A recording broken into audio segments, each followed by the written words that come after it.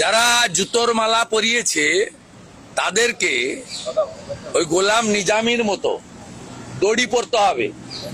আমি আজকে বলে গেলাম, বাংলাদেশের মুক্তিযোদ্ধার চেতনা এবং আবেগ যারা অস্বীকার করবে তাদের কপালে জুতোর মালা নয়, গোলাম নিজামীর মতো দড়ি অপেক্ষা করছে।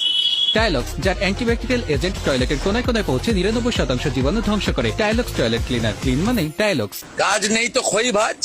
আমার মনে হয় ভারত সরকার ওই চিঠিটা ডাস্টবিনে ফেলে দিয়েছে, কারণ ভারতবর্ষের ইতিহাস জানে না এই নাবালক উপদেষ্টারা। এই সুদখোর মোল্লা ইউনুস এ জানে না ইতিহাস। ভারতবর্ষ শেখ মুজিবকে শেল্টার দিয়েছে, ভারতবর্ষ এর আগে মুজিব সাহেবের পুরো পরিবারকে শেল্টার দিয়েছে। ভারতবর্ষ, এরা তো পাতি, চীনের মতো শক্তিশালী দেশ, তার রক্তচক্ষুকে ভারতবর্ষ ভয় করেনি। গুরুদেব দলাই লামাকে ভারতবর্ষ শেল্টার দিয়েছে, চীনকে চীনের চোখ রাঙানি করেনি। এ তো আমি বললাম না, রাফেল তো দূরের কথা, রাফেলের আওয়াজে পালাবে। এদেরকে কেউ কাউন্টই করে না, মশা মাছি। হেঁটে গেলে মারিয়ে নিয়ে চলে যাব আমরা। কলকাতা শহরে যে গার্বেজটা আজকে সকালে উঠেছে, ওটা যদি কার্গো প্লেন আমাদের এত আছে, আমরা উপরে নিয়ে গিয়ে শুধু ঢাকনাটা খুলে দিই, মোল্লা ইউনুস সহ গোটা ঢাকা চাপা পড়ে। যারা জুতোর মালা পরিয়েছে তাদেরকে ওই গোলাম নিজামীর মতো দড়ি পড়তে হবে। আমি আজকে বলে গেলাম, এই রাজাকারের নাতিদের অবস্থা কি হয় শুধু দেখতে থাকুন। এরা অতীত থেকে শিক্ষা নেয়নি।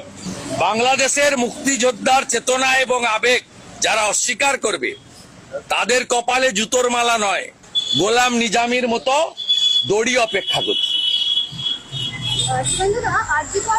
সেন্ট্রাল ল্যাবরেটরি যে রিপোর্টটা দিয়েছে তাতে ঘটনাস্থলে যে সেমিনার কক্ষ, সেখানে তারা প্রশ্ন তুলেছেন, কারণ সেখানে তিলোত্তমার সঙ্গে অভিযুক্ত 10 সদস্যের কোনো প্রমাণ তারা চিহ্ন পায়নি। সিএফএসএল রিপোর্ট আমরা দেখেছি মিডিয়ার মাধ্যমে জেনেছি। আমার বিশ্বাস এই মামলা তো পরিবার বা কেউ যায়নি, রাজ্য সরকারও যায়নি সুপ্রিম কোর্টে। সুপ্রিম কোর্ট কেন সুমোটো নিয়েছিলেন, যিনি নিয়েছিলেন তিনি বলতে পারবেন, আমি বলতে পারবো না। আমার বিশ্বাস বর্তমান সুপ্রিম কোর্ট যেভাবে গতিশীল হয়েছে তাতে শুধুমাত্র রেপ মার্ডারকারী নয়, আমি পরিবারের সঙ্গে একমত, সংগঠিত চক্রান্তের বলি আমাদের এই বোন, এবং প্রত্যেক